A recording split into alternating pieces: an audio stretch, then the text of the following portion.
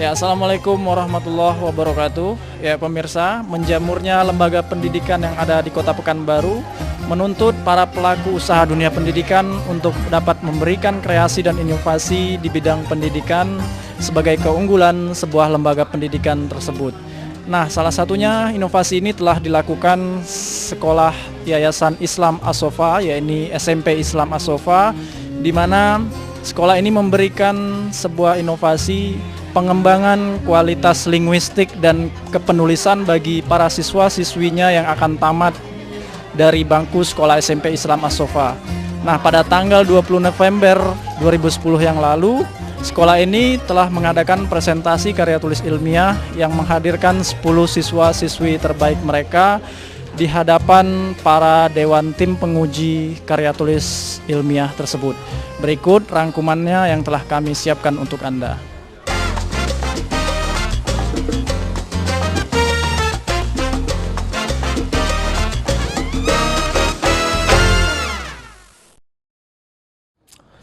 Dalam rangka melahirkan lulusan-lulusan yang memiliki kemampuan lebih dibanding lulusan sekolah yang lain, SMP Islam As-Sofa mulai tahun pelajaran 2010-2011 ini mewajibkan seluruh siswa membuat karya tulis ilmiah.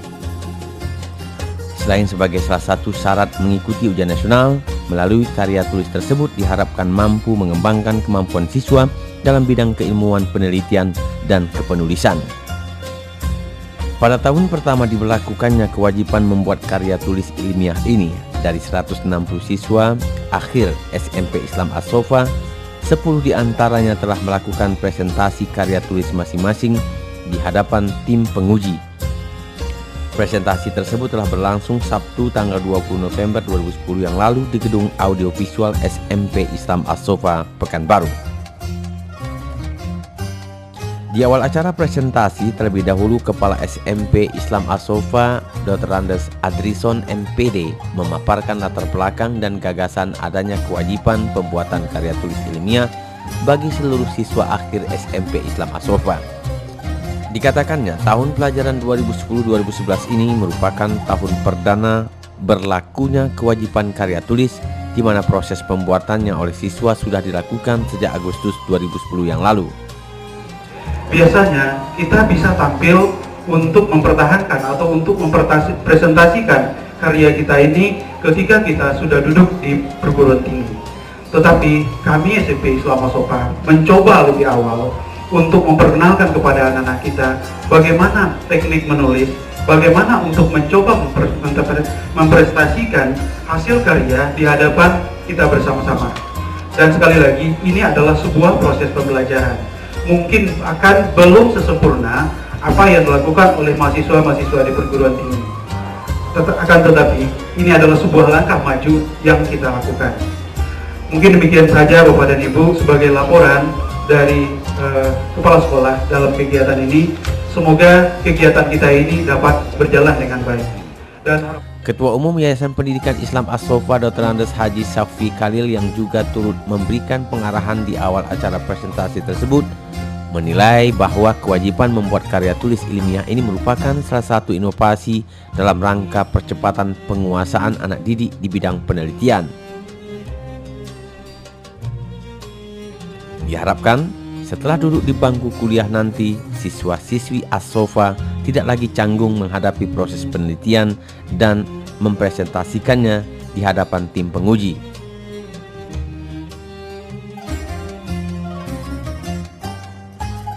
Dahulu kala di negara kita ini di mana saja maka perlu ada pembukaan seperti ini, maka yang ingin kita sampaikan kepada bapak-bapak orang tua murid, apalagi kalau anaknya sudah ada di SD pun sudah dimulai langkah pertama menulis karya ilmiah tanpa itu lebih kepada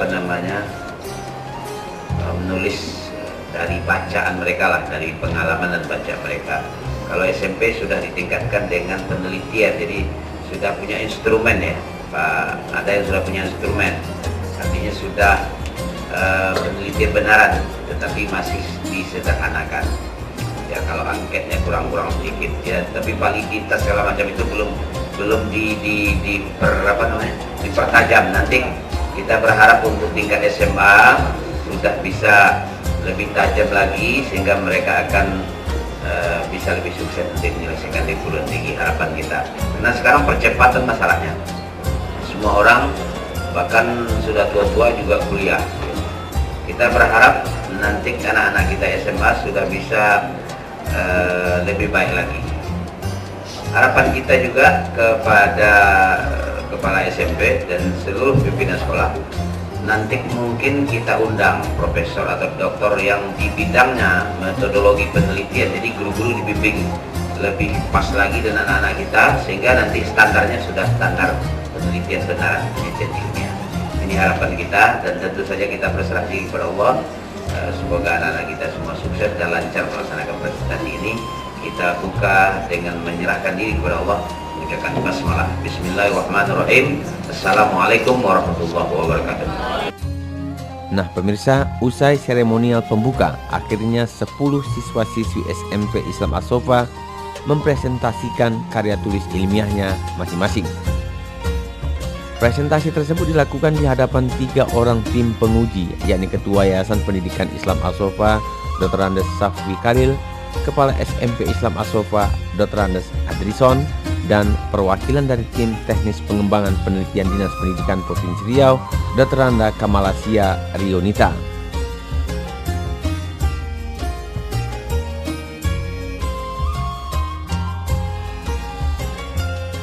Kesempatan pertama presentasi menampilkan Ulia, siswi kelas 9 As-Sofa yang mengangkat penelitian tentang fermentasi susu. Penelitian ini dilakukannya karena produk fermentasi susu memiliki kelebihan dan keunggulan dari produk susu biasa. Baiklah, adapun latar belakang penulis mengambil judul karya tulis ilmiah ini adalah susu merupakan sumber energi bagi tubuh, yang mana di dalam susu terkandung beberapa unsur baik berupa fosfor, kalsium, ataupun kandungan vitamin A. Susu merupakan sumber emulsi lemak yang di dalamnya terkandung air, gula, lemak, dan protein. Permasalahan yang ada yaitu walaupun nilai gizi susu yang sangat sempurna, tidak semua orang dapat menikmati susu dengan tanpa masalah. Buktinya, bagi beberapa orang, susu dapat menimbulkan intoleransi, baik berupa laktosa intoleransi maupun protein intoleransi. Laktosa intoleransi adalah keadaan di mana tidak cukupnya enzim laktase di dalam tubuh seseorang. Yang kedua adalah protein intoleransi, adalah keadaan di mana tubuh seseorang mengalami alergi setelah mengkonsumsi susu. Adapun permasalahan kedua, yaitu susu sapi segar sangat mudah rusak. Susu sapi segar merupakan bahan pangan yang memiliki nilai gizi yang sangat tinggi. Tidak hanya bermanfaat bagi manusia, namun juga bermanfaat bagi jasa ternik pembusuk. Kontaminasi bakteri inilah berkembang sangat cepat, sehingga susu menjadi cepat rusak dan tidak layak untuk dikonsumsi lagi. Permasalahan ketiga adalah walaupun susu memiliki nilai gizi yang sangat sempurna, namun susu juga dapat menyebabkan kontroversi, yaitu susu dapat menyebabkan osteoporosis, kanker, dan diabetes. Adapun rumusan masalah yang tulis angkat dari karya tulis ilmiah ini ada 5. Pertama, bagaimana sejarah fermentasi? Yang kedua, apa yang dimaksud dengan fermentasi susu? Yang ketiga, bagaimana awal proses pembuatan produk fermentasi? Yang keempat, apa khasiat yang diberikan oleh produk fermentasi susu? Dan yang terakhir, apa saja produk hasil fermentasi susu? Kan di dalam sebuah kantong berupa usus domba atau kulit hewan ruminansia. Selama para pengembara melakukan aktivitas mikroorganisme di bawah terik matahari dan ingin mengkonsumsi susu tersebut, menjadi terkejut. Mengapa? Karena susu yang mereka konsumsi tadi menjadi sebuah gumpalan. Akhirnya mereka mengkonsumsi produk tersebut dan sampai akhirnya mereka temukan khasiat-khasiat yang ada di dalam susu tersebut. Akhirnya produk fermentasi susu menjadi minuman yang sangat digemari oleh masyarakat di kawasan Timur Tengah. Terbukti memberikan manfaat, inilah awal produk fermentasi diperkenalkan di seluruh dunia. Pokok permasalahan kedua mengenai pengertian fermentasi. Ada tidak diketahui orang-orang yang kenapa orang ada keracunan meminum susu? Dari beberapa penulis lihat ada orang yang mengalami keracunan karena minum susu. Pertama, karena terlalu berlebihan dalam mengkonsumsinya. Karena di dalam susu terdapat suatu protein yaitu bernama lactoglobin, yang dimana pada tubuh seseorang itu dapat menimbulkan alergi. Kemudian susu juga dapat memberikan keracunan karena kalau seandainya susu di dalam suatu prosesnya tidak mengalami pemanasan atau pasteurisasi terlebih dahulu, maka susu tersebut tidak higienitas, sehingga kuman-kuman yang masih ada di dalam susu tersebut tidak dapat dikonsumsi oleh masyarakat. Apa sih, mengapa teman-teman kamu lebih senang, alasan mereka apa? Dan mengapa kamu tertarik tentang fermentasi susu ini? Awal mengambil judul karya ilmiah ini karena Ulia sendiri lebih suka mengkonsumsi berupa Yakult, yogurt, sehingga Ulia tertarik untuk mengambil judul karya ilmiah ini. Kemudian kalau teman-teman kenapa ya lebih kalau mengkonsumsi susu kadang sering dibilang mual, kurang enak, sedangkan kalau minum produk fermentasi kayak Yakult, yogurt lebih enak rasanya. Kesempatan kedua presentasi dilakukan Ranti Miftahur Rahmi, siswi kelas 9 SMP Islam As-Sofa yang merupakan anak dari Haji Makmur. Dan ini mempertahankan karya tulisnya yang berjudul Dampak Mendidik Anak dengan materi secara berlebihan di hadapan tim penguji. Baiklah, kita akan membahas yang pertama, dampak mendidik anak dengan materi secara berlebihan. Orang tua mana yang tidak sayang kepada anaknya? Tentu setiap orang tua sayang kepada mereka. Namun, karena kesibukan orang tua dalam bekerja sehari-hari, terkadang kurangnya curahan perhatian dan kasih sayang kepada anak. Kurangnya curahan perhatian dan kasih sayang kepada anak, terkadang orang tua keliru dengan pemberian materi secara berlebihan. Pemberian materi secara berlebihan ini sangatlah tidak bagus bagi perkembangan anak, karena dapat membuat anak menjadi manja akan materi secara berlebihan, dan anak menganut pola hidup bebas. Selanjutnya, apakah anak SMP Islam As-Sofa termasuk anak yang dididik dengan materi secara berlebihan? Untuk menjawab pertanyaan ini, penulis menyebarkan angket ke seluruh siswa-siswi SMP Islam As-Sofa secara acak. Dan ada pun beberapa pertanyaan yang penulis ajukan. Yang pertama, apakah kedua orang tua siswa-siswi SMP Islam As-Sofa memiliki pekerjaan yang tetap? 64% siswa menjawab iya, 30% siswa menjawab ayah saja, dan 6% siswa menjawab ibu saja. Selanjutnya, apakah orang tua siswa-siswi SMP Islam As-Sofa sering di rumah? 47% siswa menjawab kadang-kadang, 45% siswa menjawab sering, dan 8% siswa menjawab jarang. Selanjutnya, Apakah semua kemauan siswa-siswi SMP Islam As-Sofa dituruti oleh orang tuanya? 78% siswa menjawab kadang-kadang, 12% siswa menjawab jarang, dan 10% siswa menjawab sering. Kesimpulan dari tabel yang penulis tampilkan ialah bahwa ternyata anak SMP Islam As-Sofa tidak termasuk ke dalam anak yang dididik dengan materi secara berlebihan.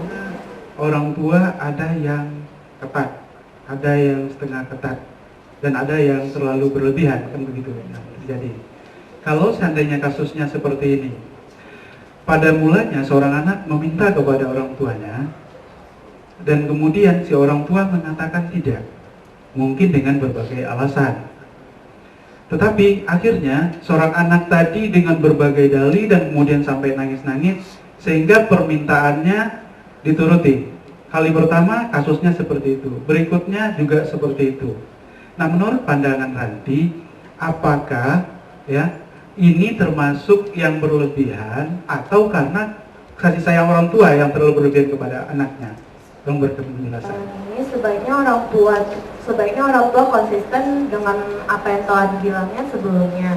Jika anak tersebut mau menangis, mau merengek-rengek kepada orang tuanya, orang tua bisa bilang kepada anaknya, jika kamu mendapatkan sebuah juara atau ranking umum di sekolahmu, kamu bisa orang tua baru mau memberikan apa yang kamu ingin. Sebaiknya anak itu berusaha dulu, baru orang tua memberikan suatu reward atau ujian kepadanya. Mungkin tidak sih, coba terbuka saja, terbuka mungkin dari melihat teman-teman ada di sekolah lain atau sebahagian. Itu sebuah kesimpulan, bukan berarti tidak ada anak As-Sofa yang berlebihan, ada, tetapi secara presentasi mungkin kecil, sehingga kesimpulannya tidak diberikan materi berlebihan, mungkin ada 1-2. Nah, ini latar belakangnya seperti apa maka sampai muncul ide dampak ini? Pernah melihat ada seorang teman Ranti, kalau dia curhat sama Ranti, apapun yang kemauan dia dituruti oleh orang tuanya. Walaupun itu dia meminta sebuah motor atau hal-hal yang lain, orang tuanya dengan mudah aja mengasih barang tersebut kepada anaknya. Ranti bertanya, kok bisa kayak gitu? Dia bilang, ya iyalah, apa yang aku mau dituruti, sedangkan orang tua aku aja jarang ada di rumah. Apalagi jarang kali kami melakukan diskusi antara anak tersebut dan orang tuanya. Makanya dari itu Ranti mengangkat judul karya Yumi Ranti dengan dampak mendidik anak dengan materi secara berlebihan. Nah, saya merasa tersentil loh dengan materi kamu, Ibu. Suka tidak jarang ada di rumah gitu ya. Saya merasa, tetapi komunikasi memang benar. Sekarang saya tanya ke kamu, kuesioner ini kamu lakukan pada anak kelas berapa saja? Yang memberi angket ada sebagian Ranti dan sebagian lagi guru bahasa Indonesia Ranti. Kalau yang di kelas 7 ada 3 kelas, di masing-masing kelas ada 10 angket yang Ranti kasih.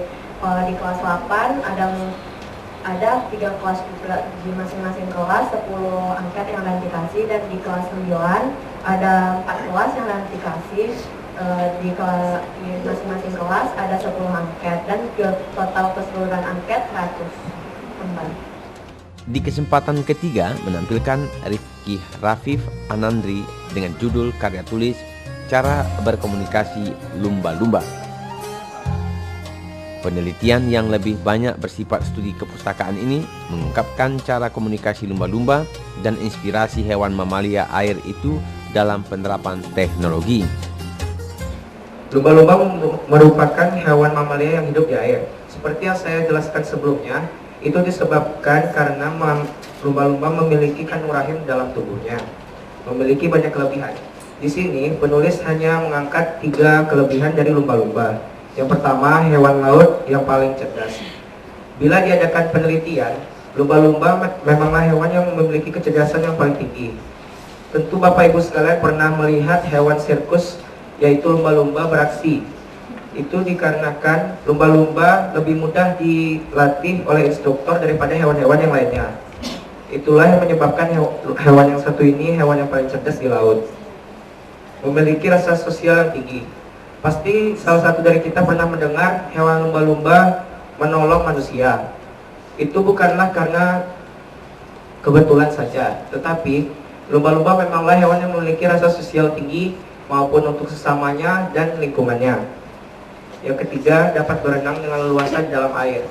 Memang kita tahu setiap hewan yang ada di air itu berenang dengan leluasa di dalam air. Tapi lumba-lumba memiliki kecepatan 250 km per jam untuk berenang di dalam air. Itulah yang membuatnya hebat berenang di dalam air.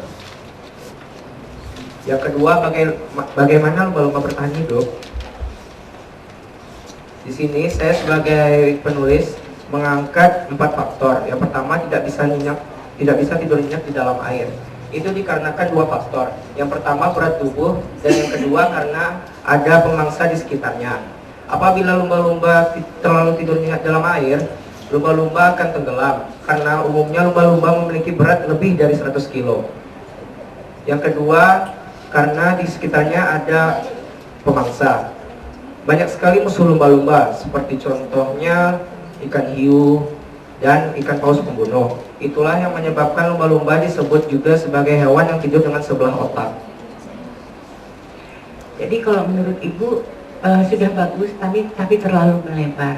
Kenapa kamu memilih lumba-lumba untuk menjadi bahan penelitianmu? Kemudian kalau itu menjadi bahan penelitian, biasanya yang lebih dekat dengan kita. Ya, apakah kamu dekat dengan lumba-lumba? Atau hanya sekedar tertarik? Atau memang pernah berkomunikasi dengan lumba-lumba? Oke, terima kasih. Itu lumba-lumba ini. Itu dikarenakan masih sedikit sekali penelitian tentang lumba-lumba yang belum dikemukakan oleh peneliti-peneliti zaman sekarang. Itulah sebabnya saya mengangkat judul lumba-lumba ini, karena menurut saya lebih menarik untuk diangkat. Sudah berapa kali yang secara langsung berdekatan dengan lumba-lumba? Sudah pernah atau belum? Ini dipaparkan yang lebih fokusnya di sini Bapak lihat itu komunikasi antara lumba ke lumba-lumba. Sementara lumba-lumba itu juga sering dipakai oleh manusia, kan ya? Jadi pertamanya itu lumba-lumba secara tidak sengaja manusia membuat isyarat kepada lumba-lumba itu seperti naikkan tangan ke atas, dan lumba-lumba menanggapi reaksi tersebut. Itulah yang menyebabkan adanya pawang lumba-lumba dan yang lain-lainnya. Selanjutnya presentasi karya tulis dilakukan Sarika Fitri dengan judul penelitian mengembangkan bakat siswa dengan cara kreatif dan inovatif. Penelitian siswi berusia 14 tahun ini oleh tim penguji dinilai cukup adaptif. Penelitian siswi berusia 14 tahun ini oleh tim penguji dinilai cukup adaptif terhadap program pengembangan bakat siswi-siswi sekolah. Sebenarnya banyak sekali jenis-jenis bakat yang ada, namun penulis hanya akan memaparkan beberapa saja. Yang pertama, aktivator. Orang yang punya jenis bakat ini biasanya mampu merealisasikan ide-ide dan menjadikannya menjadi suatu tindakan yang nyata. Yang kedua, adaptability. Biasanya orang yang punya bakat ini mampu menempatkan dirinya. Dia mampu menempatkan dirinya di masa sekarang ataupun menyiapkan dirinya untuk masa yang akan datang. Yang ketiga, bahasa linguistik, yaitu bakat dalam jenis penggunaan bahasa secara efektif. Yang keempat, bodily kinesthetic, mengembangkan bakatnya menggunakan badannya, seperti berolahraga, menunjukkan keahliannya dalam bidang olahraga. Yang kelima, competition, selalu melihat perkembangan bakatnya dengan perkembangan orang lain. Yang keenam, connectedness, yaitu dia yakin bahwa kebetulan itu hanya sedikit dan segala sesuatu itu ada penyebabnya. Yang ketujuh, ideation, mempunyai banyak-banyak ide dan mampu menggabungkan fenomena-fenomena yang ada. Yang kedelapan, logical matematikal, menggunakan logikal dalam memecahkan angka dan juga menggunakan angka secara efektif. Yang kesembilan, pemahaman alat, suka mengelompokkan tumbuhan dan hewan berdasarkan jenisnya. Dan yang terakhir, positivity, antusias, dia mampu membuat orang terpaku dengan apa yang dia buat. Cita-cita Sarika apa tadi? Ustazah. Ustazah. Psikolog sama arsitek. psikolog, dan kemudian juga arsitek ya. Diborong. Oke. Bisa nggak Sarika menyebutkan beberapa contoh dari bakat yang dimiliki oleh seseorang? Punya banyak beberapa bakat, seperti dia bisa menyanyi, bisa menggambar, serta bisa membaca Al-Quran dengan irama. Ya, banyak Sekali. banyak talenta yang dimiliki oleh Ulia ya. Kalau Sarika sendiri bakatnya? Kalau menurut saya, bakat saya bisa kaligrafi. Kaligrafi. Ini mengapa kadang-kadang bakat itu tidak muncul? Bakat ada tapi tidak berkembangnya apa sebab? Itu tadi tidak ada dorongan dari seperti orang tua, guru. Kadang kan ada murid yang malu-malu.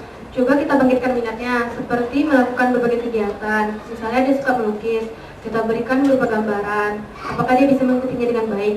Kalau dia bisa mengikutinya dengan baik, maka bakat dia berarti melukis. Ibu tanya, ketika kamu ikut PMR dan kaligrafi, apakah di situ diperlukan kreativitas? Perlu, soalnya kan kalau misalnya kita belajar itu aja kan Silakan terus sayang. Terus perlu ada cara-cara kreatif supaya minat anak itu bangkit, terus mau mengembangkan bakat yang dia miliki. iya, kreatif. Siswi kelima yang melakukan presentasi yakni Sofi Fratiwi Ada dengan judul penelitian yoga untuk kesehatan. Dalam presentasinya diungkapkan gerakan-gerakan yoga dan manfaatnya bagi kesehatan. Nah, apa saja manfaat yoga untuk kesehatan? Yang pertama, memperbaiki postur. Yang kedua, mencegah osteoporosis. Yang ketiga, melancarkan peredaran darah. Yang keempat, membersihkan limfa. Dan yang terakhir, menurunkan berat badan.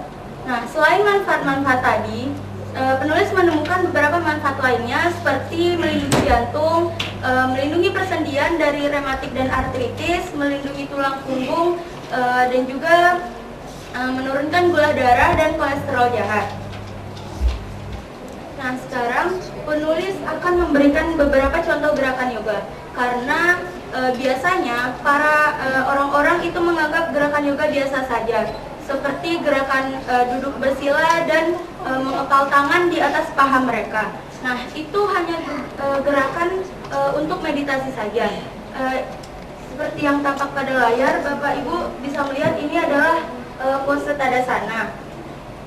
Selanjutnya adalah pose Praksasana atau posisi pohon. Selanjutnya adalah posisi Utthita Trikonasana atau posisi segitiga intensif. Nah, yang berikutnya adalah posisi Virabhadrasana 2 atau posisi pahlawan 2. Nah, berikutnya adalah posisi Virabhadrasana 1 atau posisi pahlawan 1. Nah, ini adalah posisi Utthita Parshva Konasana atau posisi menyamping intensif. Dan yang terakhir adalah posisi Ardha Chandrasana atau posisi setengah bulan. Nah, dari hasil karya ilmiah tadi, penulis menyimpulkan bahwa yoga adalah salah satu bentuk olahraga yang sangat penting dan memberikan banyak manfaat terhadap kesehatan.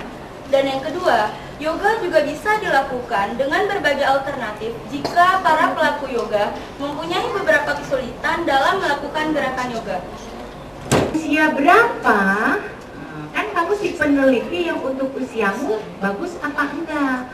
Apakah tadi ada hubungannya dengan yoga pemroposan tulang? Tentunya itu paling lama 30 menit, 10 sampai 30 menit. Yoga ini tidak usah terlalu lama karena gerakan yoga itu sangat banyak sekali dan kita cuma membutuhkan beberapa menit saja dan minimal itu 10 menit agar tulang-tulang dan otot kita terlatih dengan gerakan yoga tersebut. Oke. Penelitian terapan dipresentasikan Tessa Waldi, siswi kelas 9 SMP Islam As-Sofa yang mengangkat judul pestisida alami.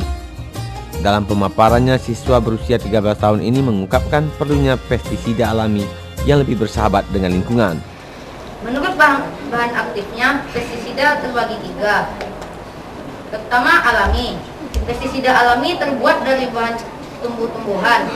Pestisida kimiawi terbuat dari bahan sintetik. Pestisida elemen terbuat dari bahan yang ada di alam, seperti sulfur. Pestisida menurut sasarannya terbagi 6. yaitu herbisida, bakterisida, fungisida, rodentisida, nematisida, dan insektisida. Banyak tumbuhan yang dapat digunakan sebagai pestisida alami,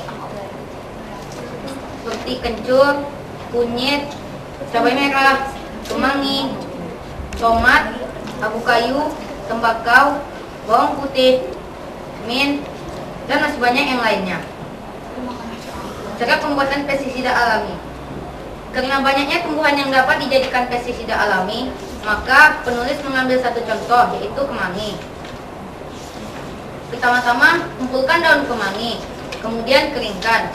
Lalu rebus kemangi di dalam air sampai mendidih. Hasil saringan ini dapat digunakan sebagai pestisida alami. Cara pemakaian pestisida alami.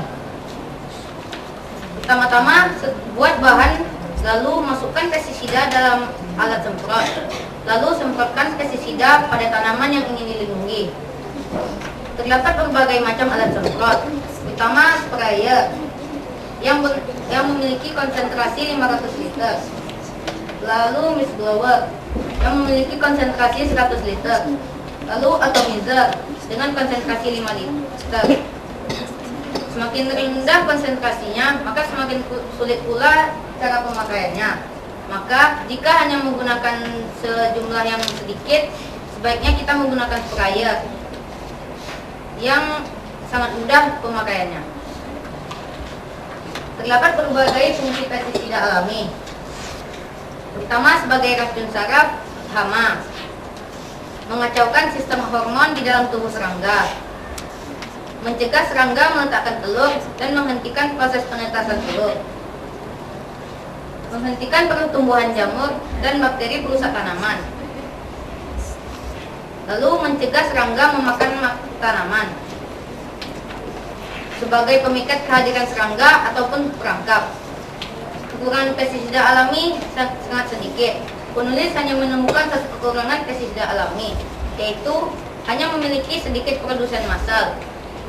Hanya memiliki sedikit produsen massal yang dimaksud ialah hanya sedikit produsen yang memproduksi pestisida alami secara banyak.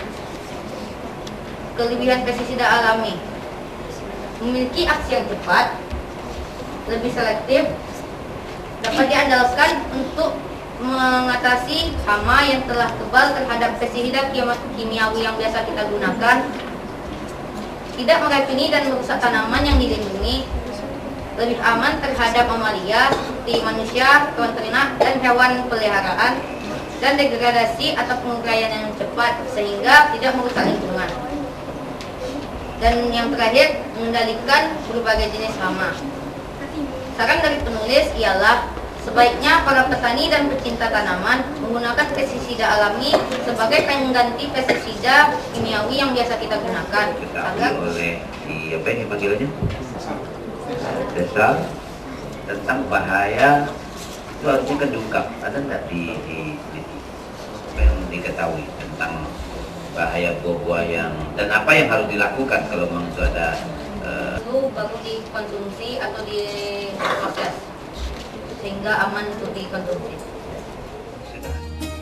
Trihani Sandra Ramadina merupakan siswi ke-7 yang memberikan presentasi. Siswa yang bercita-cita menjadi dokter bedah ini memaparkan penelitiannya tentang pengaruh les tambahan belajar terhadap prestasi belajar siswa SMP Islam As-Sofa. Siswa dikatakan mengalami kesulitan belajar apabila prestasi yang dicapainya tidak sesuai dengan potensi yang dimilikinya. Misalkan, ada seorang siswa yang setelah mengikuti pemeriksaan psikologis diketahui memiliki IQ sebesar 120. Itu termasuk cerdas dalam skala Simon dan Binet.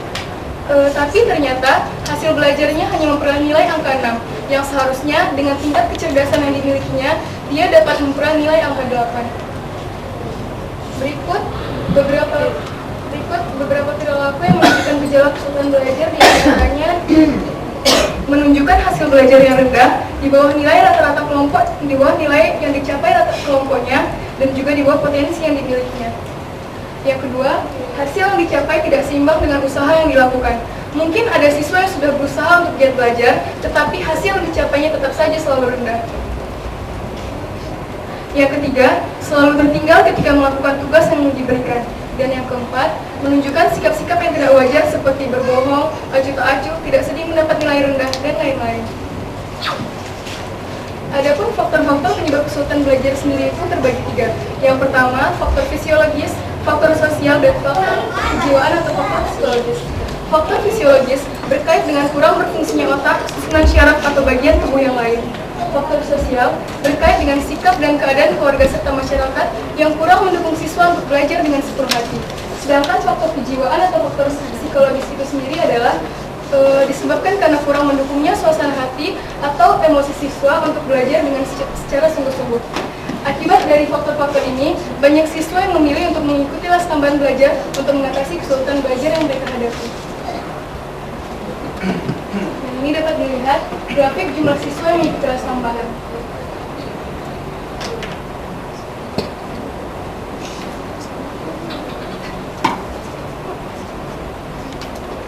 Jenis les tambahan yang diikuti siswa. Sebanyak 40 orang siswa SMP Islam As-Sofa mengikuti bimbingan belajar dengan persentase 59,95%.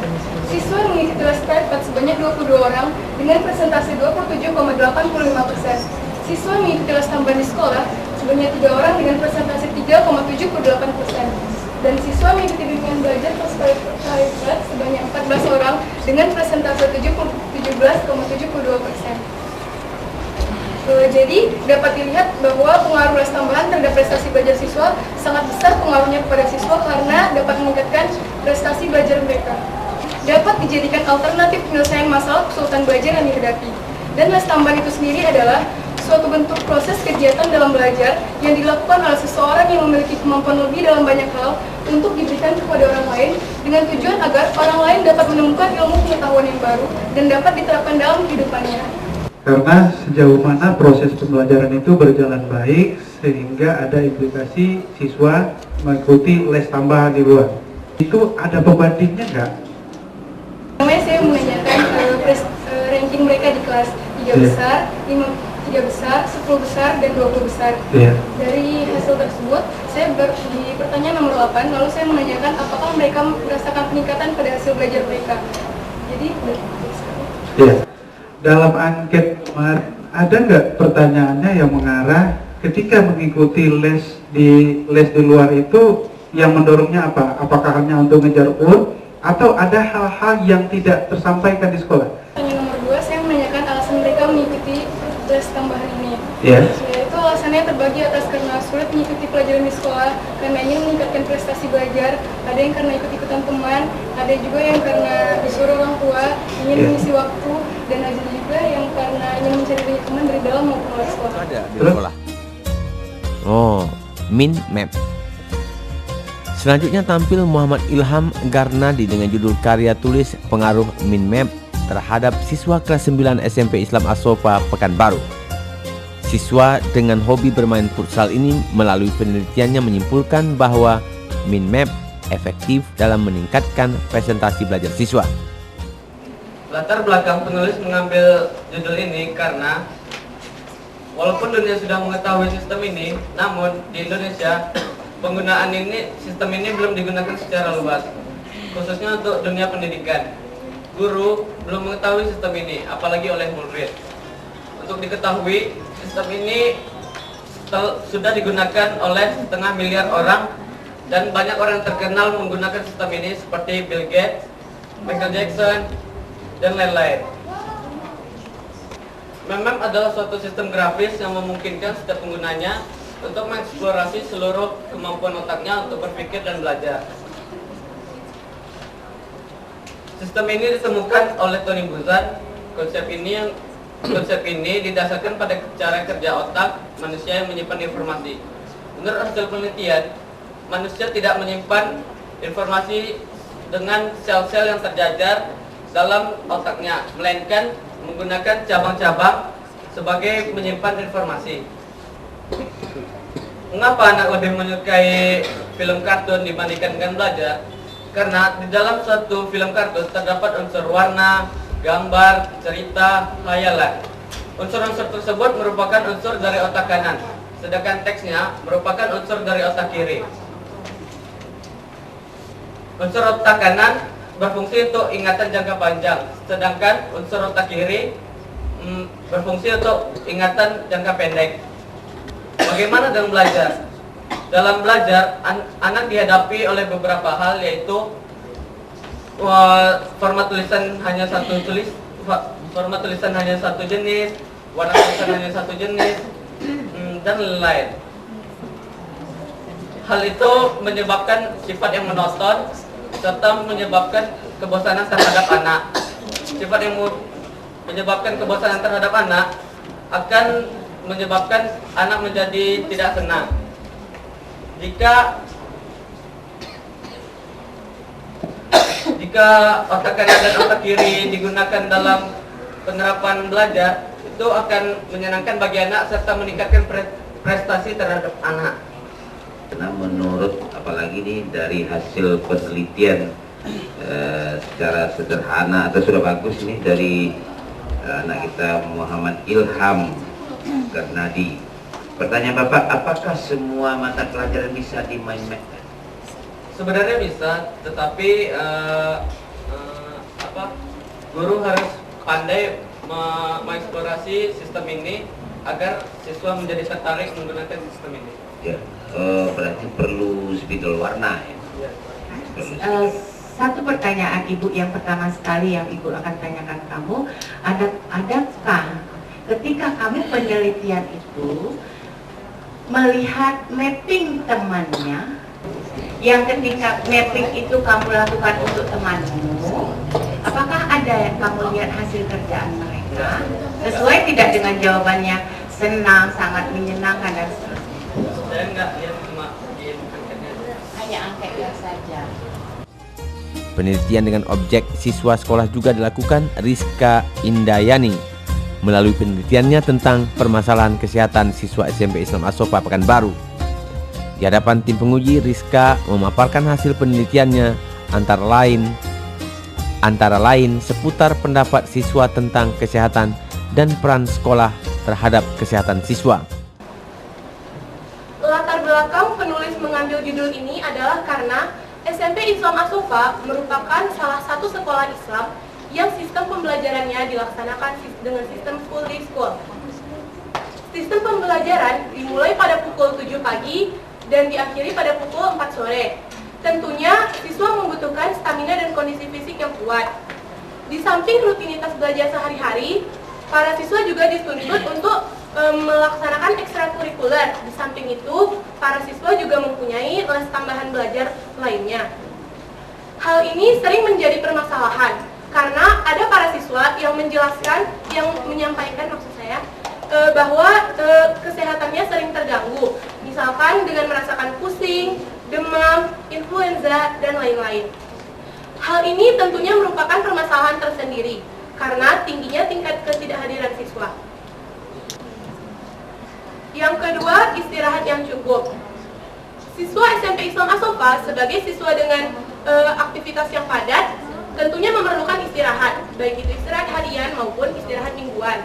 Namun idealnya para siswa untuk istirahat adalah 8-9 jam. Para siswa SMP Islam As-Sofa sayangnya hanya istirahat kurang dari 8 jam. Yang ketiga, olahraga yang teratur. Olahraga adalah sumber dari kesehatan karena olahraga mempunyai banyak manfaat.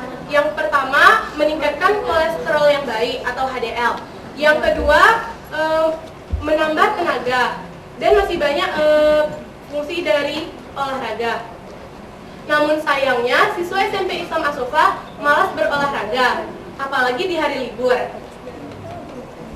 Yang terakhir, peran sekolah terhadap kesehatan siswa. Dari 24 jam, 10 jam siswa As-Sofa dihabiskan di sekolah. Maka dari itu tentunya sekolah mempunyai andil yang besar dalam menjaga kesehatan siswa. Di antaranya dapat dengan cara mengontrol makanan atau jajanan para siswa, baik itu di dapur, di kantin, di wajur, dan lain-lain. Di samping itu, sekolah juga dapat mengingatkan para siswa untuk menjaga lingkungan sekolah. Peserta terakhir presentasi yakni Dwi Malasafitri dengan judul penelitian manfaat kangkung bagi sistem pencernaan. Siswi yang akrab dengan panggilan Mala ini meneliti beberapa kandungan yang terdapat pada kangkung dan mengungkapkan bahwa kangkung tidak hanya sebagai makanan penggugah selera saja, namun memiliki khasiat bagi kesehatan manusia. Kangkung termasuk sayur yang sangat populer karena banyak peminatnya. Selain biasa dibuat menjadi aneka hidangan yang menggugah selera, mulai dari tumis, cah, kuah bening, atau sebagai lalapan, ternyata kangkung juga berkhasiat mengobati sembelit dan gangguan ancaman kesehatan lainnya. Kangkung berasal dari India yang kemudian menyebar ke Malaysia, Burma, Indonesia, Cina Selatan, Australia, dan Afrika. Kangkung memang banyak terdapat di kawasan Asia dan merupakan tumbuhan yang dapat dijumpai hampir di mana-mana. Pemanfaatan dari tumbuhan kangkung ini terletak pada batang muda dan pucuk-pucuknya yang dijadikan bahan sayur mayur. Menurut pakar kesehatan Filipina yang bernama Herminia de Guzman Ladion memasukkan kangkung ke dalam tanaman penyembuh ajaib, sebab kangkung dapat berkhasiat mengobati sembelit dan obat bagi yang sedang diet. Dan akar kangkung dapat melancarkan pencernaan, terutama wasir. Nah, karena hal inilah yang membuat penulis mengangkat judul manfaat kangkung bagi sistem pencernaan untuk membebaskan diri sendiri maupun orang lain dari masalah sembelit yang hampir setiap orang pernah mengalaminya. Penutup. Yang pertama, simpulan. Ternyata dari hasil karya tulis ilmiah ini, kangkung memang dapat melancarkan alat pencernaan. Nah, yang kedua yaitu saran. Kangkung akan memiliki manfaat yang efektif apabila teknik pengolahannya dilakukan secara tepat. Untuk kangkung, perlakuannya khusus sebab ia mudah rusak, vitaminnya mudah rusak apabila terlalu lama berada di dalam air dan pemanasan yang tinggi. Yang kedua, penderita asam urat akut sebaiknya hindari konsumsi kangkung karena kangkung kaya akan purin. Purin merupakan senyawa asam nukleoprotein yang mana terdapat pada inti-inti sel tubuh kita. Jadi, penderita asam urat akut sebaiknya hindari konsumsi kangkung. Fitri, kenapa kok kangkung pula? Banyak yang lain. Jadi ini kan orang yang diteliti orang kesehatan, ini kangkung. Pertama, karena untuk membebaskan diri sendiri maupun orang lain dari masalah sembelit yang hampir setiap orang pernah mengalaminya. Nah, yang kedua yaitu kakak saya merupakan orang yang kalau kandungan seratnya itu tidak mencukupi dalam tubuhnya, dia akan merasakan sembelit. Nah, berbagai obat telah dia tempuh, tetapi dosennya berkata bahwa coba dengan kangkung karena kangkung dapat mengobati sembelit dengan cara di blender lalu diminum airnya. Nah, ternyata setelah ia lakukan itu, ternyata sembelit itu tidak datang kembali. Hal inilah yang membuat saya mengangkat judul manfaat kangkung bagi sistem pencernaan. Jus kangkung ini takarannya berapa? Kemudian prosesnya itu langsung terjadi perubahan menjadi melebur atau ada infeksi? Kan karena selalu begitu ya, karena diabetesnya keras. Ada infeksi, makanya dianjurkan minum ramuan kangkung. Nah, ketika berapa dosis, berapa lama setelah dia minum itu terjadi pencaharnya, gitu ya. Ibu nggak dokter, tapi ibu suka baca buku dokter. Jadi istilahnya kalau sedikit nggak mau kalah dengan Mala yang kata Pak Andrisan, istilah dokternya sudah banyak. Saya juga nggak mau kalah karena namanya sama Mala. Ya, misalnya pada saat kita terjadi sembelit itu tuh pembuatan ramuan kangkungnya itu hanya 1 kali, yang mana biasanya setelah kita meminum ramuan itu agak terjadi kontraksi dalam perut sehingga kayak mules, yang mana nantinya pada saat buang air besar itu sudah melebur dan tidak terjadi pembengkakan, karena pembengkakan sendiri itu terjadi karena buang air besar yang mengedan sehingga akan menyebabkan pelebaran pembuluh darah. Nah, pelebaran pembuluh darah ini apabila kita sering melakukannya itu akan terjadi wasir. Wasir ini penanganannya lebih kompleks daripada masalah sembelit. Jadi untuk meringankan masalah sembelit ini ya kangkung. Ya, terima kasih.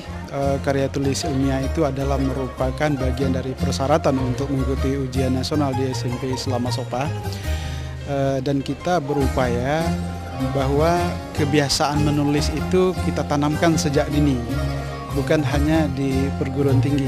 Jadi dengan kata lain, dengan ada perbekalan yang sudah kita mulai sejak dari tingkat SMP ini, mudah-mudahan ke depannya siswa-siswi yang berasal dari SMP Islam As-Sofa ini tidak akan merasa canggung lagi ketika mereka duduk di bangku sekolah yang lebih tinggi, misalnya seperti di SMA atau SMK maupun nanti sampai di perguruan tinggi. Ya, kita melihat dari persaingan yang ketat sekarang dan pelayanan kualitas pendidikan kita harus melakukan inovasi. Jadi di era global ini kalau kita tidak ada inovasi dan kreativitas, maka kita akan ditinggalkan oleh pelanggan, oleh masyarakat. Jadi kita harus tampil beda dari yang lain. Dan ini kan sebenarnya kan jenjang, ada proses ketika mereka di SMP diberikan untuk menulis, kewajiban menulis karya ilmiah, dan nanti dilanjut di SMA kita, dan mereka ketika di perguruan tinggi banyak orang-orang pintar tetapi lambat selesai hanya gara-gara tidak bisa menulis karya ilmiah. Ini konsep kita seperti itu. Jadi kalau kita sudah latihkan dari sekarang, insya Allah mereka menjadi orang-orang yang sukses nanti. Di sekolah-sekolah lain, saya kebetulan keliling 11 kabupaten. Untuk karya ilmiah ini kebetulan baru sekolah inilah saya lihat yang disyarat, salah satu syarat untuk ikut ujian UN, mereka membuat karya tulis dan dipresentasikan. Baru kali ini. Bukan merupakan sebuah kewajiban atau beban, tetapi malahan dengan karya tulis ilmiah ini dapat membantu mengembangkan potensi yang ada di dalam diri siswa ini, bahwa siswa ini ternyata bisa nulis loh gitu, dengan juga turut dibantu oleh para guru dan pembimbingnya gitu. Jadi bukan merupakan sebuah beban, tapi malahan senang lah gitu, kayak kreatif dan inovatif sekolahnya gitu. Ya pemirsa, demikian tadi telah kita saksikan bersama-sama jalannya presentasi karya tulis ilmiah anak-anak siswa kelas 9 SMP Islam As-Sofa, di mana presentasi tadi merupakan syarat dari kelulusan mereka dari bangku SMP Islam As-Sofa itu sendiri. Nah, telah kami rangkum semuanya untuk Anda. Terima kasih atas perhatian yang telah Anda berikan. Assalamualaikum warahmatullahi wabarakatuh.